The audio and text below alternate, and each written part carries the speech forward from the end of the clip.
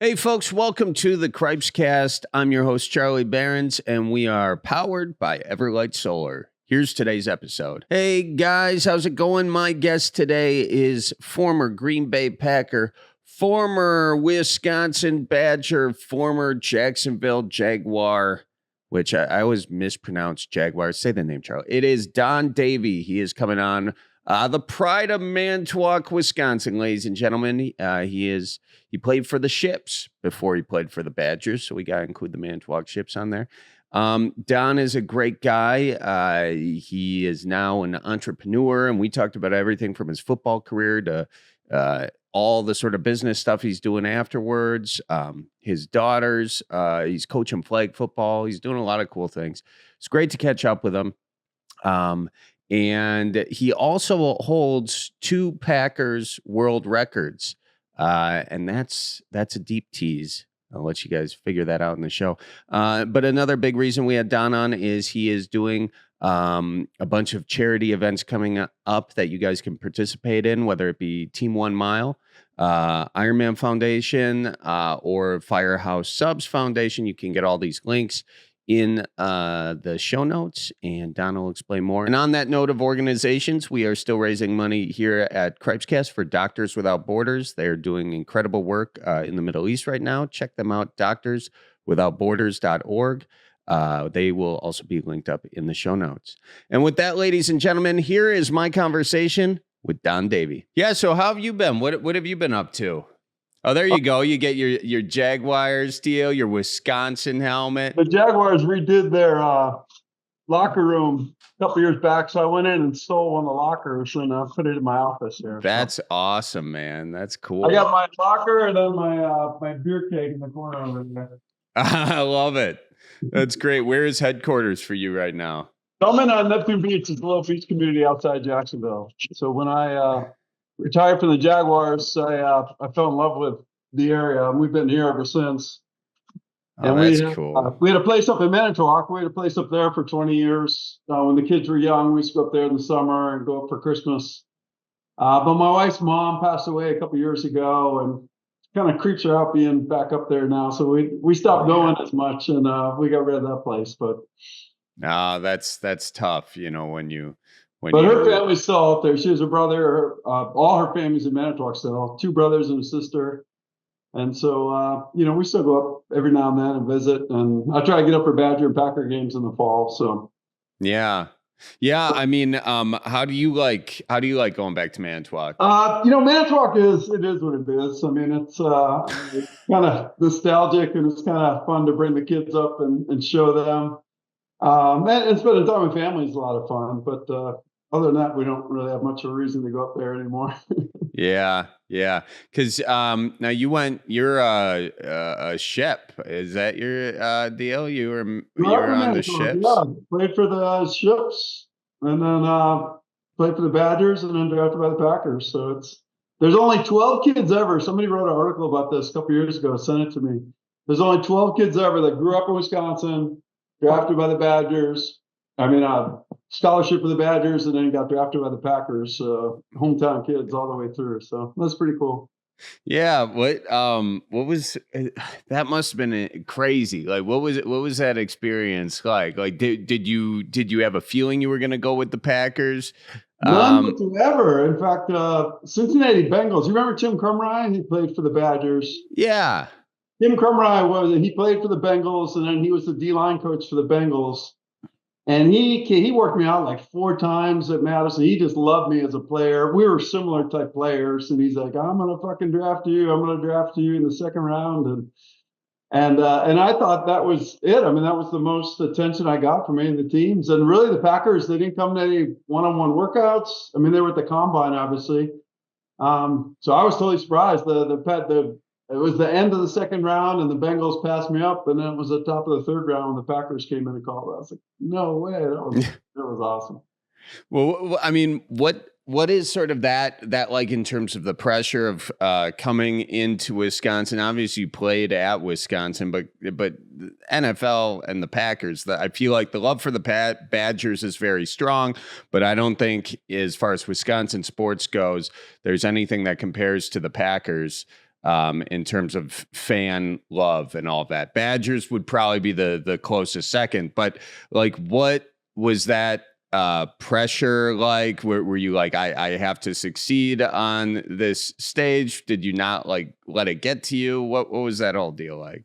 Yeah, no, it got to me, Charlie. I mean, think about it, Charlie. Just like every other kid growing up in Wisconsin. I mean, I used to run around and, pretend you're Bart Starr and pretend you're playing on Lambeau Field, just like all of us did. And then to actually get drafted, back to the draft day, I actually I'm certainly not one of the best players in Packer history, but I do have 2 records with the Green Bay Packers. I was in Manitowoc when I got drafted. And so from the time they called me till the time I showed up for the press conference was literally like 18 minutes. So I'm the fastest draft pick to ever show up to the press conference. I showed up with not only my family, but my wife's family. All my high school buddies showed up. All my college buddies came up from Madison. I showed up with an entourage of like 40 people. And so I have the largest entourage that's ever came with a draft pick to the Packers too. So that's my 2 claims. But yeah, I remember going to rookie minicamp, in April, my senior year with Wisconsin. And it's like, oh my God, I'm in the locker room with Sterling Sharp. And oh my God, there's, James Campen. And oh my God, there's Brian Noble, these guys that I grew up watching and cheering for. And now I'm teammates with them. And it was intimidating. I mean, it was scary. It was like, and I kind of had to convince myself that I belonged, right, as part of that whole thing. So it's hard enough being a rookie in the NFL, but I had that to kind of overcome.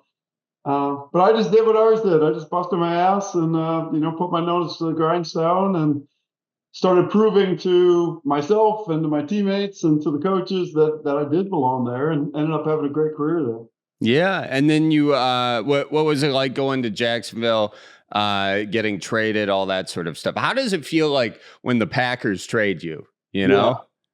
Yeah. It was tough, but think back. Okay, my last year with Green Bay, this is 95. Okay, so our defensive line was Reggie White, Sean Jones, Steve McMichael from the Bears, John Yurkovich, Bryce Popp, who ended up being NFL defensive MVP the next year with Buffalo, Sean Jones, and me.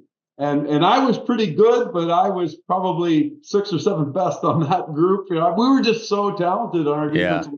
And Dick Duran was our defense coordinator back then, and he had left to go to the Jaguars with Tom Coughlin to be our defense coordinator. And he and I were very close, so we got along very, very well. And he's the one that convinced me to say, listen, you're not going to beat out Reggie White, right? I mean, as good as you are, that's not going to happen. And for you to take the next level in your career or kind of make a name for yourself in this league, I'm giving you a great opportunity down here in Jacksonville. And I was Tom Coughlin's kind of guy. He came from Boston College. He wanted hardworking, blue collar, smart guys. I kind of really fit his mold. And it worked out great. I played 5 years in Green Bay, signed here as a free agent, and I ended up playing 5 years with the Jaguars. We went to the AFC Championship game, and our back-to-back AFC Championship games are early on. So we built the team from nothing as an expansion team to a really powerful, good NFL team, and it was a great run. So 5 years in my home state in Wisconsin, playing for the Packers, and then 5 years here in the Jaguars, and called it quits after that and decided to stay down here. Well, here's the big question. When the Packers play the Jaguars, who do you root for? Always the Packers. Okay. Packers actually play in Jacksonville this year. Are you going to go? Oh, yeah. I'll be here for that. And like I said, I love them both. My heart's with both. But, man, I grew up 20 minutes from Green Bay and cheered for them as a kid. And push comes to shove, I always lean towards the Packers, that's for sure. Yeah. Well, it's cool that since the NFL, you've gone on and you've done a whole host of things, being an entrepreneur. What was that like, leaving the NFL? I would assume at this point in your life, football was probably a big part of your identity. It was, first of all, I guess I should ask, was that true? Was it like sort of a huge part of your identity at that point? Yeah, it's funny. I started playing tackle football when I was 5 years old, right? Then I played other sports, but football was always my thing. I was big, I was strong, I was fast, and I loved to hit people. It's like I was made to play defensive line in the NFL. And it's funny, I always, I was a very serious student and I was valedictorian in my class. I always had other interests, but the world always looked at me as Don Davey, the football player. Even my parents, I mean, not in a bad way, but we had 5 kids. And it was, my oldest brother was a Marine and my other brother was an engineer. But then there's Donnie. Donnie's the football player, and that was kind of my identity. And in a good way. I loved it. I mean, I was proud of it, and I love football, and I love the career I had. But when it goes away, it was weird, and it was hard, and it was scary. I checked a lot of the right boxes. My wife and I are high school sweethearts. We ended up getting married, and we had our first 2 kids when I was in the NFL. I took care of my money, my finances. I got a master's degree in engineering, right? Like from the outside, I was like, boy, this guy's going to transition out of football really easily, right? But I still really struggled. Those first couple of years were still really tough. And you know enough NFL guys that you kind of lose your identity. I mean, that's who it is. It's like, if I'm not Don Davey, the football player anymore, who the hell am I, right? But that's what kind of fueled me into all these other things. It's like, I kind of figured out I was kind of good at this entrepreneur stuff. I started a wealth management firm and helping my NFL buddies with their finances. That went really well. I met the founders of Firehouse Subs. They're from Jacksonville here, and I started opening up those franchises, and that went pretty well. I started doing some real estate stuff. That did pretty well. I got the athletic itch, so I did a sprint triathlon, and that led to doing 13 IronMans. And along the way, we had 5 daughters, and they started growing up. So I started coaching them in flag football and teaching computer coding at their school. So a lot of people look at me like, man, you got 1,000 balls in the air at once. But it's kind of been on purpose. Like, it's taken all those things to kind of feel, all right, now I kind of feel like I'm complete again, kind of like I was as the football player, right? It's like football was such a big part of my life. It took all these other things to kind of come together to make me feel complete again, like I did in football. Yeah, I mean, I think that's a thing that a lot of fans kind of go without really thinking about a whole lot. Is you see like your favorite football players, you see them retire, and you kind of think about them as a football player, and it's almost like, okay, your life is set. You are set up. It's going to be good for you. And then as a few years go by, you kind of forget a little bit who played back then. It's like, oh yeah, I remember him or whatever. And I would imagine that for the people who are in that position, that just has to be a very, very difficult thing. What is the hardest part of that, of leaving and losing that part of your identity? What's like the thing that people don't always talk about? Yeah, it's and first of all, trust me, these are first world problems, right? I mean, I was blessed. I played in the NFL for 10 years. That's every kid's dream, and I was very, very fortunate, very lucky to do it. But there are some unique challenges with transferring out of pro sports in general. And, you think about my life in the NFL. Football was why I lived where I lived. It was how I made my salary. It was all of my friends. It was all of my wife's friends. I mean, she hung out with all the other players' wives, right? It was why I got up and worked out every day. I mean, my whole schedule, the whole year was planned for me, from in-season to minicamp to off-season workouts to OTAs, right into training camp, right in the regular season, right into the playoffs, and then right back. Like, everything was structured for you. And again, when you take that away, and it's like, a lot of guys, they're not making any money. They don't have a job.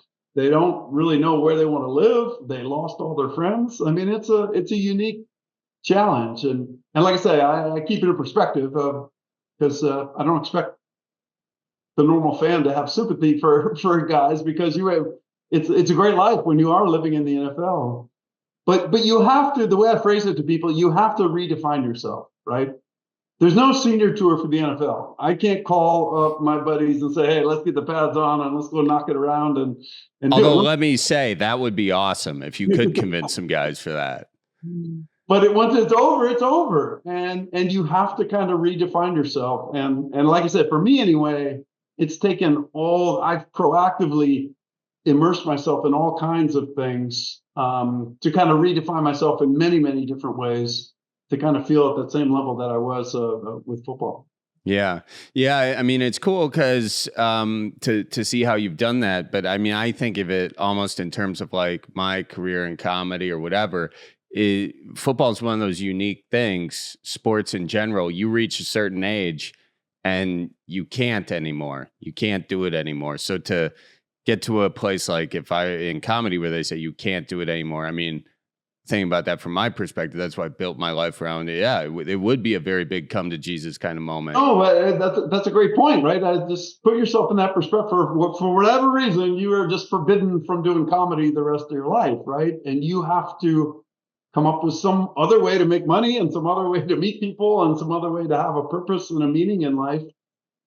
That's probably the one thing you've always been best at, right? And for NFL guys, certainly, playing pro football is the one thing that they're best at. And now suddenly they can't do that anymore.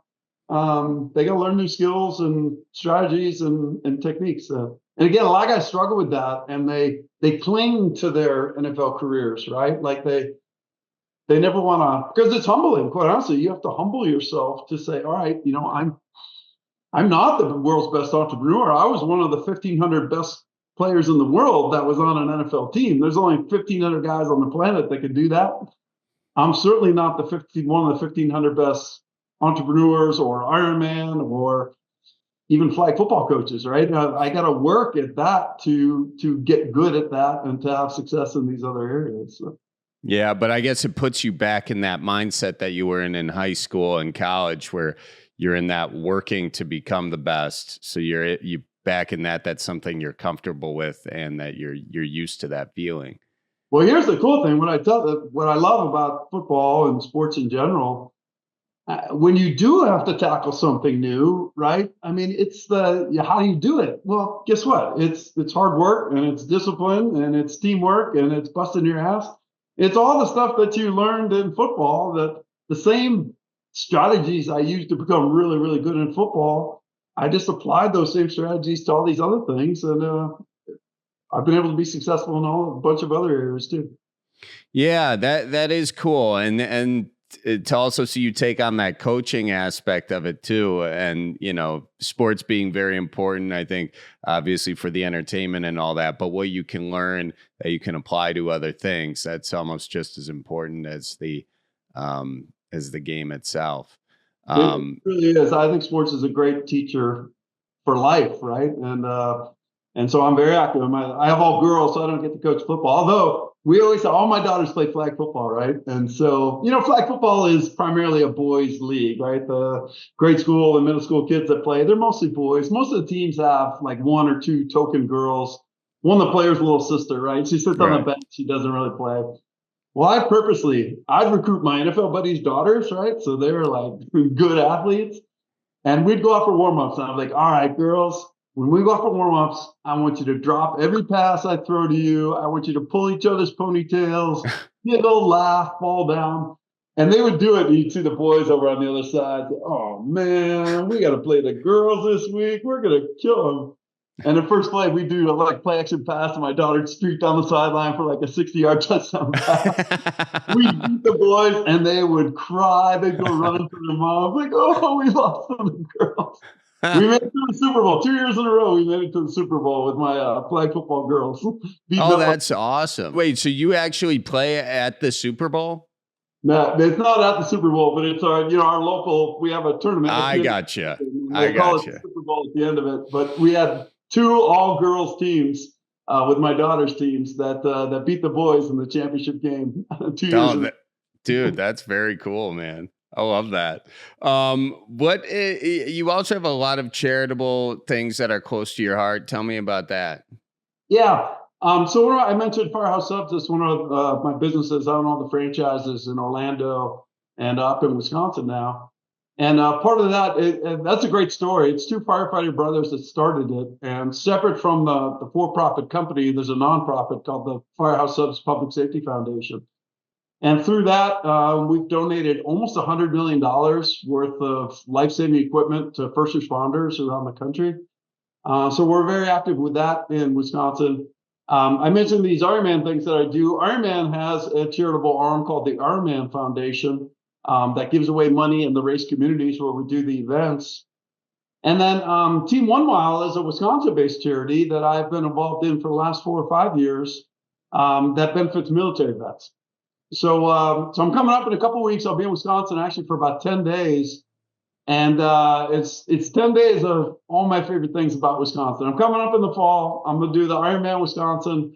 We're making a big donation check for Firehouse Subs to first responders as part of that event.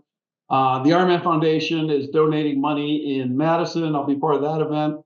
And then this Team 1 Mile, we're doing a 700 mile, we're calling it Tour de Wisconsin. And there's 12 of us that are riding 700 miles around the state of Wisconsin, about 120 miles each day, 6 stops. We're stopping in Prairie du Sac, and we're going to Wausau, Stevens Point, Green Bay, Milwaukee. And each night we're going to stop and do a thank you for local military veterans and give away our donation. We've raised over $100,000 for military veterans as part of this thing. And so then we finish the weekend, and the Badgers play Alabama on Saturday, and then it's alumni weekend. The Packers play the Colts at home for the home opener. So, man, you've got it packed in there, dude. That is awesome. I'm gonna do an Ironman, and I'm gonna ride my bike 700 miles. We're gonna give away a bunch of money to charity, to great causes, and I'm gonna get to see the Badgers play Alabama and Packer alumni weekend. It's gonna be awesome. How long is it going to take you? You're biking. That's got to be like I can't believe you're fitting all that in 10 days. How's it going to take you 700 miles in how many days? The bike races, we're riding between 120 miles each day. So it's about 5 or 6 hours of riding each day. We can ride about 20 miles an hour. We're riding like Tour de France style in a big peloton.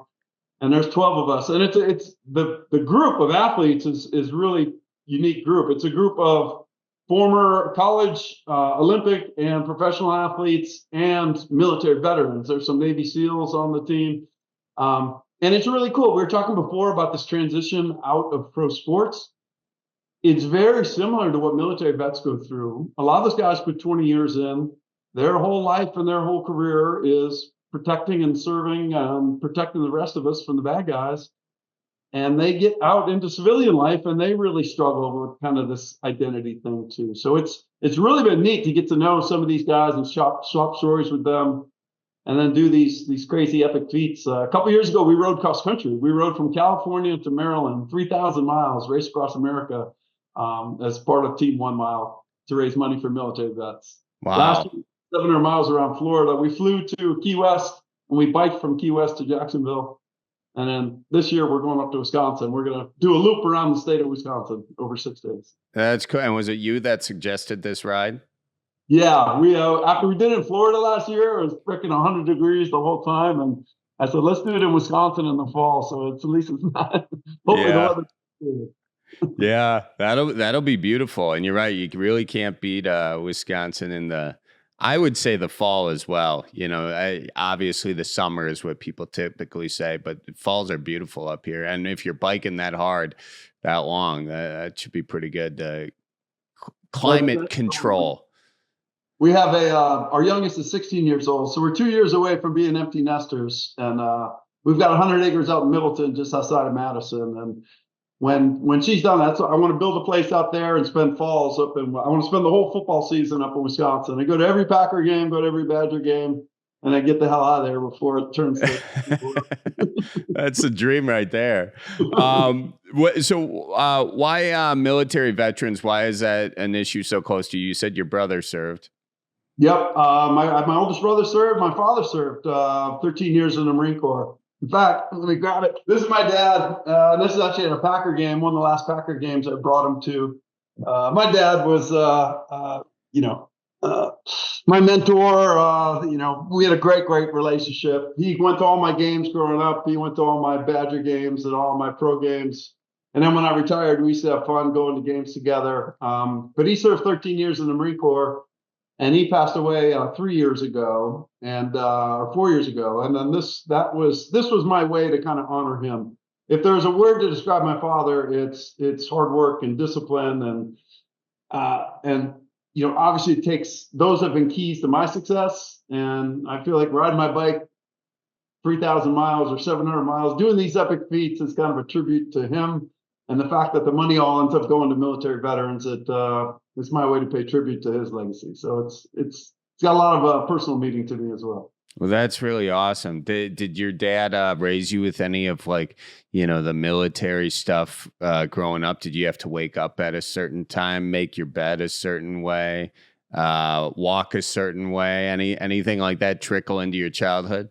Oh, 100%. I mean, we were always up at 6 a.m. There was no sleeping in on the weekends. And we all you had to clean your room and make your bed and come down. We all had chores. There's 5 kids in our family. And it was run very strict, very disciplined. And, you kind of complain about it when you're a kid. But in hindsight, I'm so grateful for that, right? It was such a great upbringing. Most kids at age 12, they get an allowance from mom and dad, right? It's like, well, in our house, we didn't get an allowance. Starting at age 12, you had to pay money into the house as your contribution. And so the unwritten rule is you had to get a job somehow, some way. I mean, you could babysit, you could walk dogs, you could deliver papers, whatever, but you kind of had to get a job. I've had a job since I was 12 years old in some way, shape, or form. I used to deliver papers on my bike in the snow in Manitowoc and drive around. And you had to go door to door collecting for the subscriptions back then. Yeah. So that was a great lesson in entrepreneurship, right? You were running your own little business. If you didn't deliver the papers, or if you didn't put them where the customers want them, you might not get paid your subscription. You certainly weren't going to get tips at Christmas time and those type of things. So Dad was very strict. In fact, my investment advisory firm is a tribute to him as well. It's called Disciplined Equity Management, and the discipline certainly came from my father growing up. I love that, man. I love. I started working. I'm from a family of 12. Yeah, and like when we grew up, we were doing like my dad was not 6 a.m. on the weekends, but probably like 7 a.m. Yeah, I didn't know the exact time. All I knew is I heard, "Get your ass out of the rack," something like that. I hope I didn't just yell that too close to the microphone. Otherwise, apologies, listeners. But back then you're like, oh God, can't I sleep in? But you get up and you're doing work around the house, and then eventually, my siblings and I learned that if you got an actual job, you would get money and you won't work for free. So we were all working pretty. But I had a bunch of jobs. But so your first job was the paper boy, and then. Was that like your favorite childhood job? Yeah, in hindsight, it incorporates so much of what we've been talking about, right? I mean, it was the Milwaukee Sentinel. I delivered the Milwaukee Sentinel, and it got dropped off at my house at 5 a.m. So I had to get up at 4 to 5, get the papers all folded, get them in my sack, and then ride my bike, through the snow or rain or whatever, get them all delivered because I had to get home by 7:15 to get to school by 7:30 or 8 o'clock in the morning. Yeah. So it's getting up early. It's being self-reliant, right? It was hard work. It was not easy. And then as a business, it was like you learned the idea of customer service and being nice to people. And you know what? Old Mrs. Haverkamp wants it in the garage door instead of in the front door. It's like, well, I'll go the extra mile and do it for her. And then at Christmas, you get a $10 tip. It's like, it was a great lesson in entrepreneurship. That is cool. Things. I painted houses. My mom used to work for Dow Canvas in Manitowoc. They made the Harley Davidson covers. I used to pack those up and put them in boxes. I used to put up tents in the summertime not for the state fair, but for the local county fairs and things like that. They'd go around with those big jackhammers, put the big spikes in, and put the big tent poles up. Even in college at Wisconsin, I used to work at the convenience store. It wasn't Quick Trip, but it was Stop and Go back then. And they used to like to hire the football players to work the night shift because they figured they wouldn't get robbed, but they got some big dudes standing behind the counter. That's great. Well, weren't you there on scholarship too? Yeah, there was no NIL back then, right? I mean, we got our scholarship and we had a meal card for the dorms, but And again, it comes to God, my parents they didn't have much and they didn't give us spending money. So it was like you had to earn your way through college in the summertime, working odd jobs. We didn't have time during the season to work, obviously, but during summertime, you tried to make up enough money to get you through the school year. Folks, excuse the interruption, but I want to let you know that we are powered by Everlight Solar. Got those Everlight Solar panels on the roof of the duplex that hosts the Cripescast podcast room. I think I said that right. Anyway, it's great for the environment. It's great for your pocketbook. Check it out, everlightsolar.org. And folks, I also want to let you know Fleet Farm's free monthly event for August is right around the corner. Bring the family to your local Fleet Farm on Saturday, August 24th for their Touch a Truck and Kids Craft event. They're going to have some of your kids' favorite trucks and service vehicles available for hands-on, up-close learning. Jeez Louise, I wonder if they'll have a forklift. Maybe I'll go. On top of all that excitement, they're going to have a fun back-to-school kids craft activity as well. It's going to be a full-on experience of learning crafting, lots of fun, and don't forget the trucks. And check out all the details, fleetfarm.com. Follow Fleet Farm on Facebook. Stay up to date on all their free monthly deals in stores, out of stores, all the stuff they have going on. Check them out, fleetfarm.com. And finally, folks, best way to support the Cripescast is head on over to cripescast.com and check out the merch section. We got a lot of great Midwest merch, everything to tell your folks I says hi, or, the Midwest Survival Guide, some music, cribbage boards, hoodies for hoodie season just around the corner. Hate to be the one to say that, but we got it all up for you, cripescast.com, and you just click on the merch section. And finally, folks, we've got exclusive content at patreon.com/Charlie Barons for extra content behind the scenes, deleted scenes. We've got it all over there. Check it out. All right. Back to my conversation with Don Davey. What do you think about the NIL, by the way? So I'm so torn because I'm a capitalist. I mean, I'm if these kids can make money, God bless them. I mean, they certainly make a lot of money for the NCAA and for their universities. And so the opportunity is there for them. The system is broken as is. I was with, Mark Murphy, right? The president of the Packers. Yeah. In London. I saw you at that game, right? And yeah. I was at one of the Packer tailgate parties, and I was talking to Mark Murphy, and we were just kind of casually talking about college football. And he's like, imagine me trying to run the Green Bay Packers with no salary cap and one-year contracts. And he's like, that's basically what college football is right now. He's like, these kids, they get offered $500,000 or $1 million in the portal to go jump ship, play for a team. And if they don't like it for whatever reason, they jump back in the portal and they go somewhere else. The game changer may be, I don't know if you've heard about this, but now there's private equity money coming into this, right? Up till now, it's been boosters. The people like me give money to their college and say, okay, you can use this money to help recruit and get better players in the team. Well, now there's private equity firms that are coming in and say, listen, we've got a $25 billion pool of money, and we'll let you access it to get or recruit the best players. But if it works and your revenue goes up by 10% or 12% or whatever, we want a piece of that revenue. Oh, wow. Right? So now it's an investment, and this isn't, $10,000 we're talking about here. I mean, there's tens of millions, if not hundreds of millions of dollars out there in these private equity funds that are going to the Notre Dames and the Wisconsins and the Michigans and the USCs and say, hey, listen, we want to partner with you in this. Get the best players. And if you bring your revenue from 100 million this year to 150 million next year, we want a piece of that to get a return on our investment.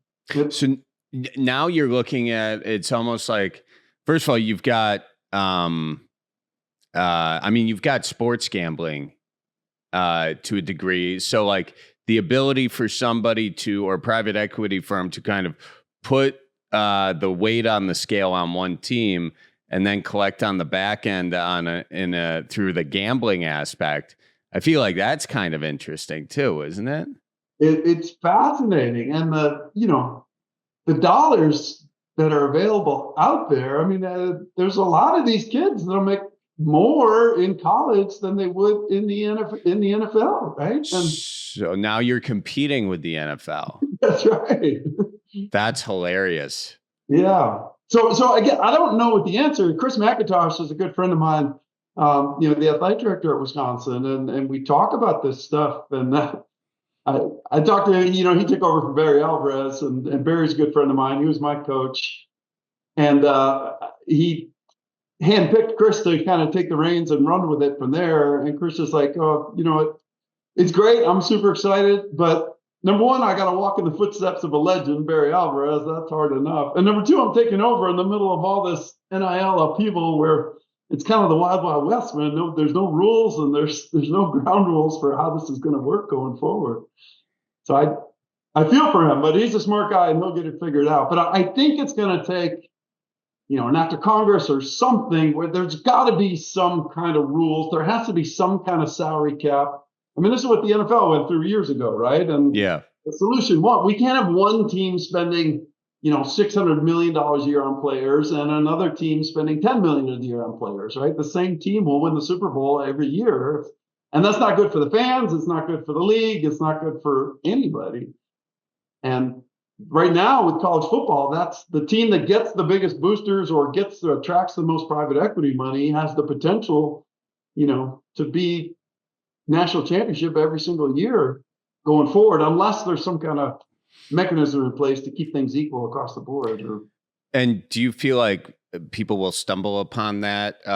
This is an interesting one of where does government step in here? Because, if you follow sort of capitalism throughout the course of history, there are many moments where if goes unchecked, that is the exact consequence of what happens. You will just get one team that does great, but then people will reject that. But I don't think for that team that's winning, they're going to give that up, That's right. The teams that are ahead of the pack are certainly not going to voluntarily give up their competitive advantage. But Nick Saban has testified in front of Congress, and I don't know if you saw any of that, but the best way to describe his testimony was he was sad, right? Because and I think everybody would admit college football is worse without him than with him. He was a great asset to college football, but he flat out said, he's like, listen, I got into the game to have a meaningful impact on young men's lives for the course of 4 or 5 years and change the trajectory of their lives. And yeah, some of them went to the NFL, but even the ones that didn't went to the NFL, I felt like I guided them and taught them life lessons that helped them be better husbands and fathers or plumbers or architects, whatever they were going to be. And he's like, that's what's now missing from the game. It's a shame because these kids are all one and done, coming and going. How do you build a culture and a philosophy and all the things I stood for as a man and try to get that across to kids when you only have them for 6 months, right? They come in for a few months, they do the season. Screw you, coach. I'm going to jump in the portal and go somewhere else. And that's the part that's missing. I had such a great experience at Wisconsin. My teammates at Wisconsin are still to this day some of my closest friends on the planet because we went through good times and bad times together over the course of 5 years. The kids are missing that experience now. But again, but the money's there to be had. I don't blame them. I wish there were a better system in place that was good for everybody and good for these guys as human beings, not just as money-making machines. Yeah. It'll be very interesting to see how that all plays out. Because then it's going to go back to high school as a place where, you kind of wonder if you get those college coaches that like the thing, Nick Saban likes and going to high school for it. But I can't see any high school out there paying the kind of money you could pay a college football coach, Well, those guys get paid. Think about college football or high school football in Texas. I mean, that's already a billion-dollar industry across the state of Texas. Is it? There's corporate sponsors for these high school teams. State of Florida just approved NIL at the high school level last year. And there's, words of some of these kids starting to get paid 9th, 10th grade. Holy smokes, really? Yeah, they've got So again, but these guys they're kids too. They deserve a right to make money, I guess, too. But it's scary. My daughter's starting to get recruited now. She's a very talented basketball player, my youngest. And I'm pushing her to Wisconsin hard, but yeah. But yeah, I mean that would play in well with your move up to Wisconsin during the season plan. That's right. That would it's all part of my master plan. So. Yeah. As my wife likes to remind me, just because it's my plan doesn't mean it's her plan. Right. So right. I got to back off and let her make her own choices. Yeah, you can drop those subtle hints. What you should do is just grab her phone and just say on Wisconsin, on Wisconsin, on Wisconsin. And then the little robot inside the phone will keep showing her Wisconsin stuff. So, well, the joke in our family is, none of my kids even knew there was another college because from the time they were little, I used to brainwash them. So listen, all right, you go to grade school, then you go to middle school, then you go to high school, and then you go to Wisconsin. 8th, 9th grade, and they're like, "What's Notre Dame? And what's the University of Florida?" Don't worry about that. Hey, how do you feel about gambling in sports and how that has changed the game? I mean, it's always been there, but it's so everywhere now. Yeah, that too. It's funny how that's changed too. I remember when I was with the Packers, and the Oneida tribe is a big part of the Packer. They've been a sponsor of the Packers for years and years, and they run that casino across from the airport in Green Bay. And they invited me. They paid me, I don't know, like $5,000 or something to come do an autograph session at the casino. And back then, I remember getting called into Bob Harlan's office afterwards, like, "What the hell are you doing? The players can have zero affiliation with gamblers of any kind or casinos." I mean, it was totally taboo, right? That you don't have any affiliation. Now it's like, all these gambling apps are actually sponsors of the teams, and you can't watch an NFL game without, hey, you know what? Book on Caesars and gamble on the game, and you can bet on how far the kickoff is, and you can bet on what the coin flip is. And again, there's an opportunity out there, so be it. You just worry at some point, somebody's going to have a huge financial incentive for some kicker to miss a kick, right? Yes. That wouldn't be good for anybody. No, I mean that's when the money grows exponentially, what people will do, or because I've already talked to players, and basically if they have a bad game, their DMs are just flooded with people who are mad because it messed up their fantasy league, Yeah. So, I mean, that's probably on the more benign side of it, but probably not great for all the players mentally, Yeah. And that's true. I certainly had bad games in the past. And that's the other part of it, that if the kicker misses a kick, that he just missed the kick, right? But it happens to not cover the point spread or something like that. And there's a huge win or loss by the gamblers out there. People can be unjustly accused of cheating or gambling or trying to fix a game when I just literally slipped and I missed the kick, or I fumbled the ball. I mean, that stuff happens in a game like football.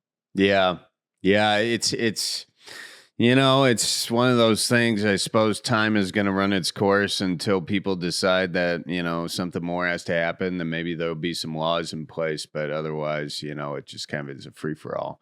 But we will watch. We will watch it. One time I bet on the Packers to win the Super Bowl. Actually, this was the year I did it I was seeing a Badgers game in Las Vegas. I bet on the Packers to win the Super Bowl before the season even started.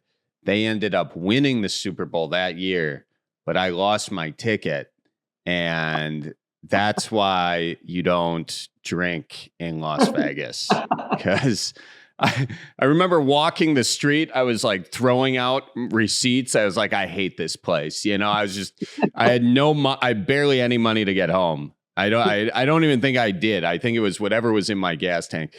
Because I was living in LA at that point, and I was just frustrated. And I think I threw away the winning ticket, which would have multiplied my net worth by 1,000% at that point. But anyways, it is what it is. Yeah. Well, all that said, I'm so excited. It's football season again. I mean, Yes. I just love football. Football is awesome. Even though I can't play anymore, but I love the Badgers. I love the Packers. I love the Jags, but I just love that it's football. I feel lost when it's not football season. The Jags had their first preseason game this weekend, played Saturday night. The Packers had their first preseason game. The Badgers are getting ready to tee it up. It's just the world, all is right in the world again, right? And football is just the greatest thing ever.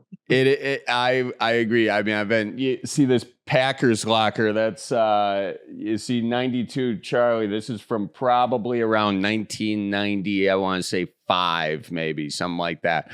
But so I've been a Packers fan my whole life. How do you feel about the team this year? I'm super excited, man. How about Jordan Love? What a way to start the preseason! Right? Oh, wow!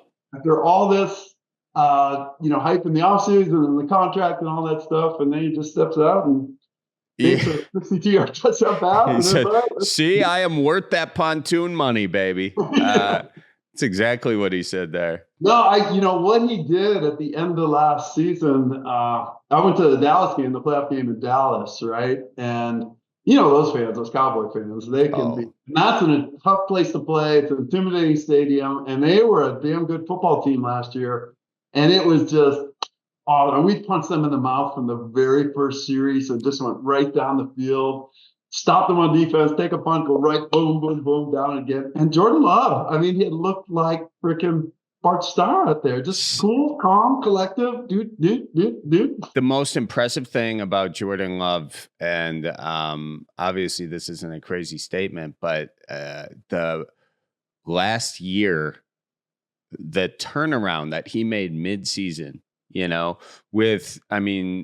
this day and age when social media is, if you're not playing well, as we just said, people are going to let you hear it. And the Packers franchise and the position of quarterback at the Packers, following up Brett Favre, following up Aaron Rodgers, and then to go into your first season just stumbling out of the gate and having, actually he did great first game. He was awesome against the Bears, and then it kind of slowly trickled away. But, I mean, people were talking about who's next, where's the next quarterback, and then almost like a light switch, it just turned the season around. They looked like Super Bowl contenders, and so it's so cool and so well deserved from him. Do you have what else are you seeing on the Packers this year? Do you pay close attention to the nuances at this point, or do you wait till preseason kind of sifts things through?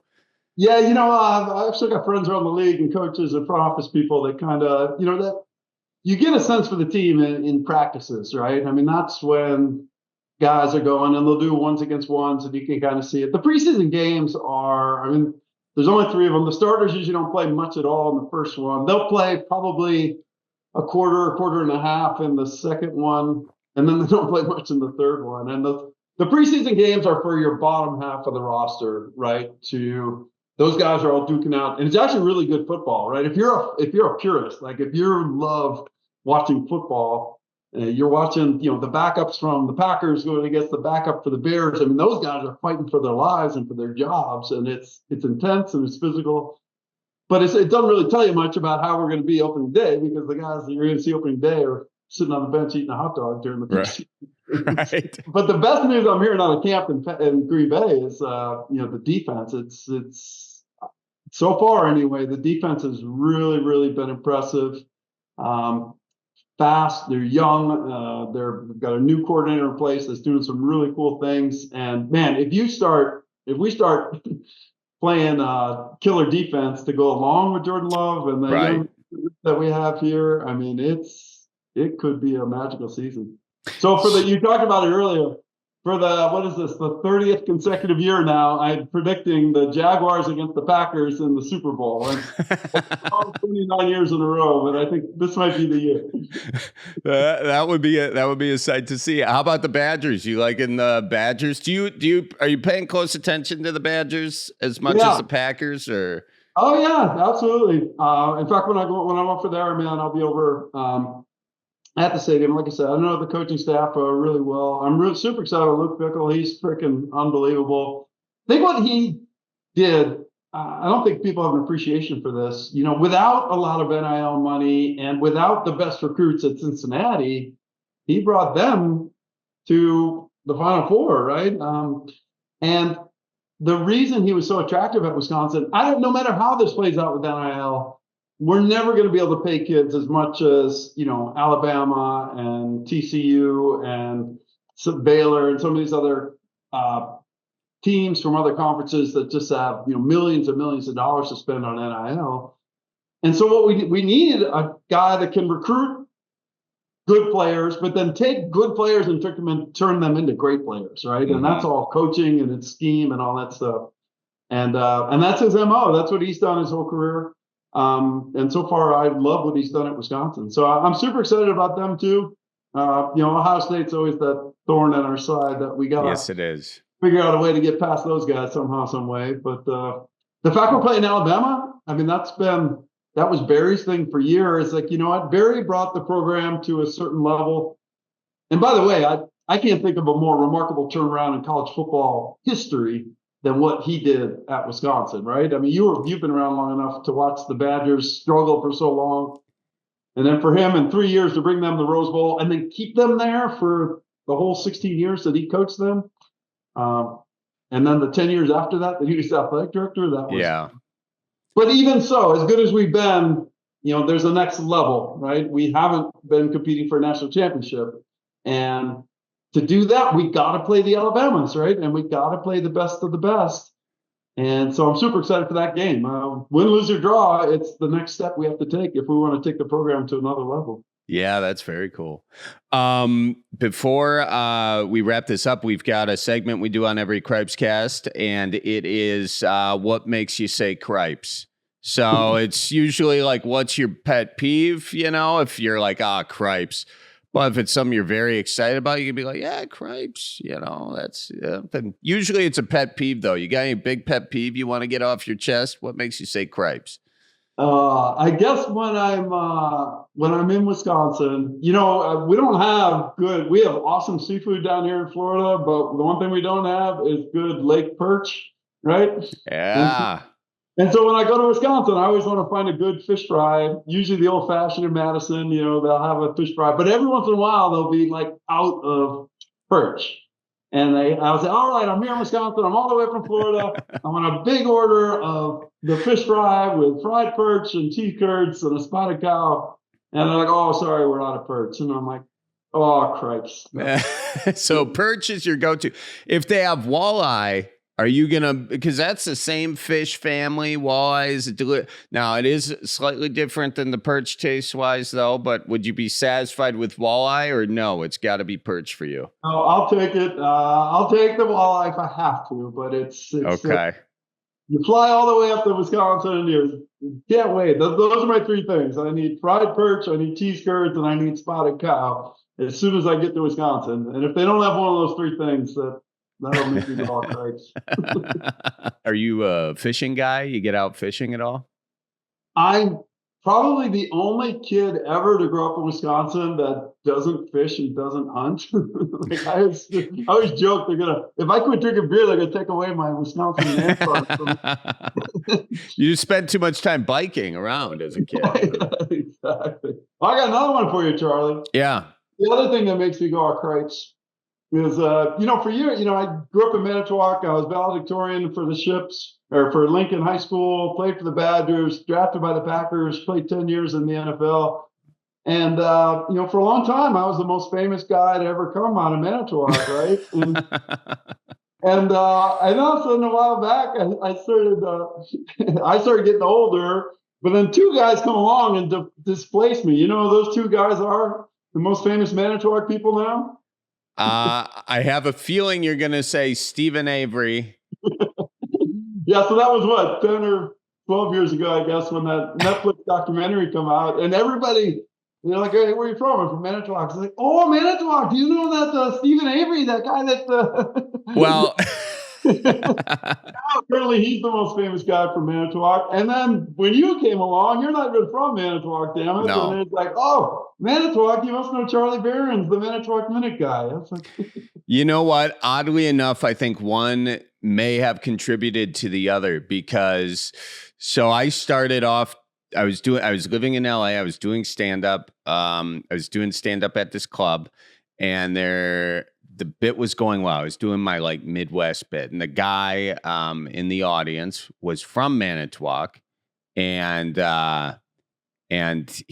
had a fun exchange back and forth. So when I was making the Manitowoc Minute, I was like needing to think of a title, and I thought of him, so I named it after him. And it took off immediately. And I think perhaps a reason it did take off immediately was because Manitowoc was just getting pummeled with all this Stephen Avery crap. You had conspiracy theorists coming up there. If you told somebody you're from Manitowoc, they would be like, oh, like making a murderer. So I think they were just like, God, give us anything. And then they saw, hey there, folks, welcome to the Manitowoc Mint. And they're like, oh, God, serious? We'll take it.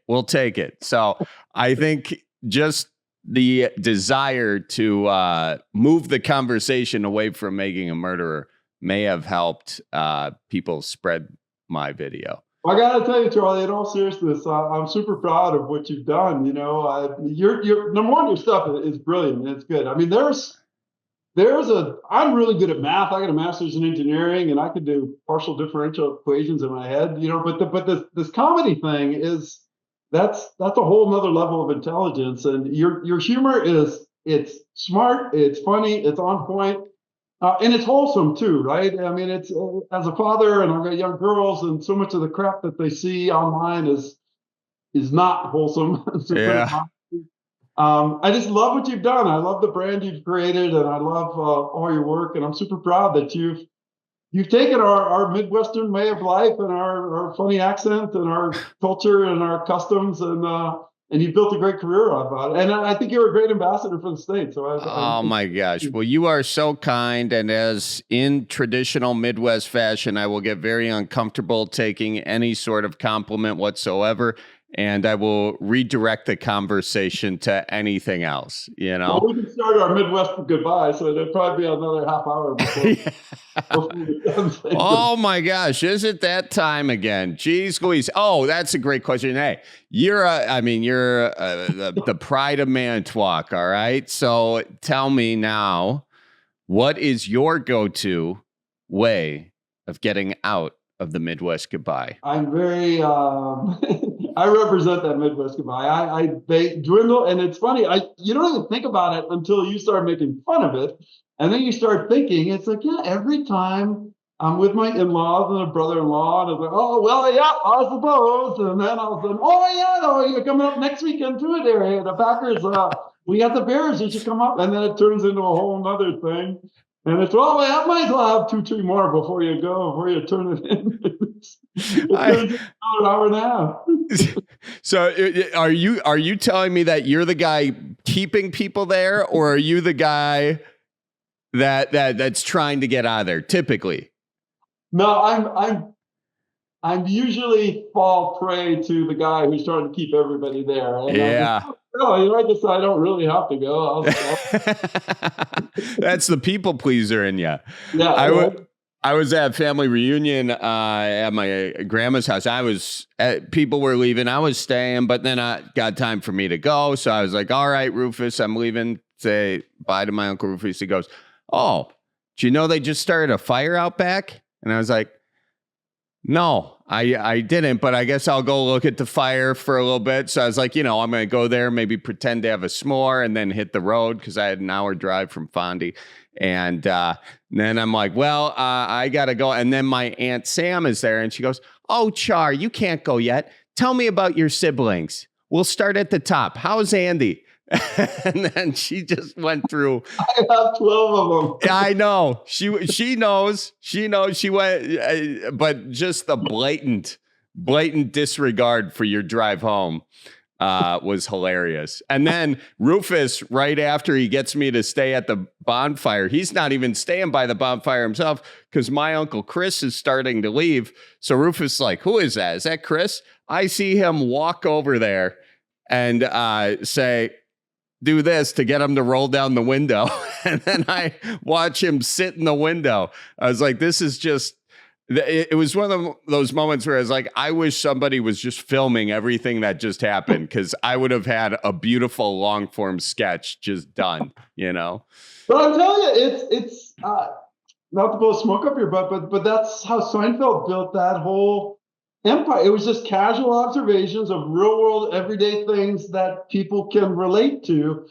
And everybody from Wisconsin and the Midwest can relate to all these things that you talk about, right? And it's just, that's what makes it so funny. And so you think back and it's believable because it's so true. And obviously it's amplified and all that stuff to make it funny, but it's, you've done a great job. And I look good. I love your shows. I love your work. And, you are very, very kind, and thank you so much. And I gotta give some praise right back to you. It's so cool how you've represented Wisconsin, and not just your time in the NFL, your time at UW, but all the stuff you've done after that. And you know, talking very specifically now about all the organizations that you're working with to help veterans and a bunch of other folks. And on that note, how can people help donate? How can people get involved when you come into town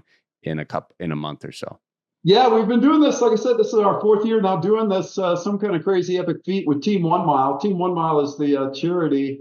And we've got a website. We've got all the social media pages. They have live streamed the event. We had tens of thousands of people following us and watching us. They get to meet the team. We have a whole support crew that kind of follows along with us and support vehicles.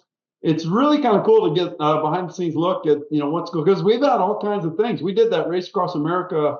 We were going through Arizona. It was 126 degrees, and we had 2 girls that had to drop. They were dehydrated, and they had, you know, they were filming it and live streaming it and everything. And we had fans from all over the country and all over the world that were cheering us on, supporting us. And of course, the donation events are awesome. Every time we stop at these VFWs or the place where we're hosting the event, we have these military vet families come up, and they don't know it, but we'll have identified one of those families to receive a donation check at the end of it, who's, you know, it really makes a big difference in their lives because they're going through some kind of hardship or something like that. So anyway, look for Team 1 Mile. Every time you're at Firehouse Subs, if you want to donate to our Public Safety Foundation, we've got registers right there. And of course, the IronMan's a big deal in Madison. We have the half Ironman Saturday, and the full Ironman is Sunday. And that IronMan Foundation does really, really cool things as well. So, well, that's very cool.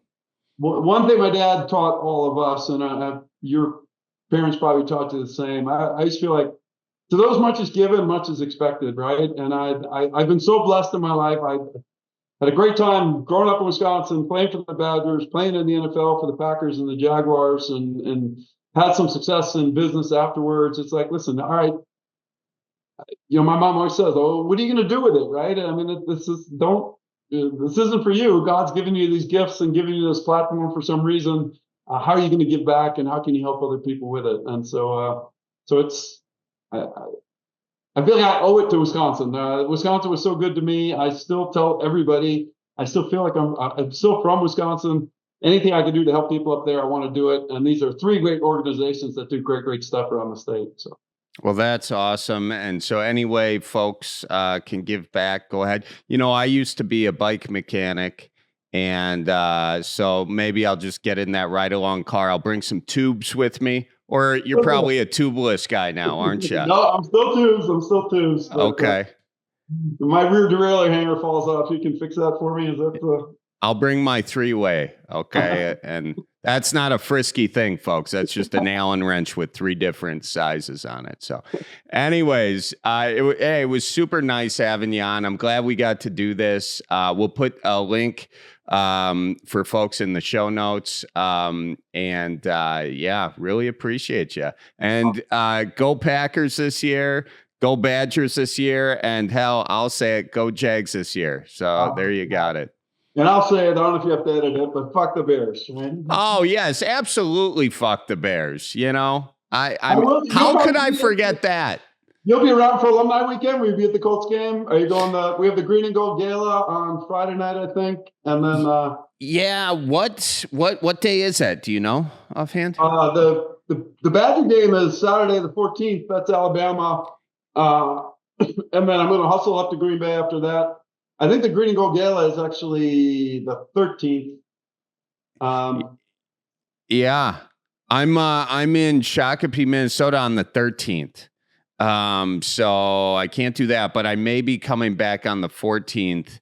I'm still figuring that out, but hopefully if I'm in town, I'll come see you at one of those things. Maybe see you around.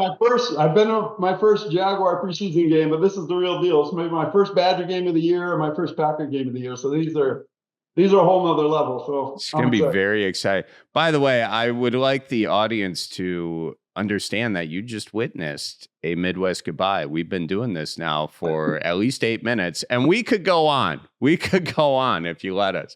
But thanks so much, man. I appreciate you coming on. All right, thanks so much, man. All right, take care. That's it for now, folks. Make sure you follow Don. Instagram, it's at ddavey919992. That's 2 Ds, ddavey919992. It's almost a phone number, Don. Jeez Louise.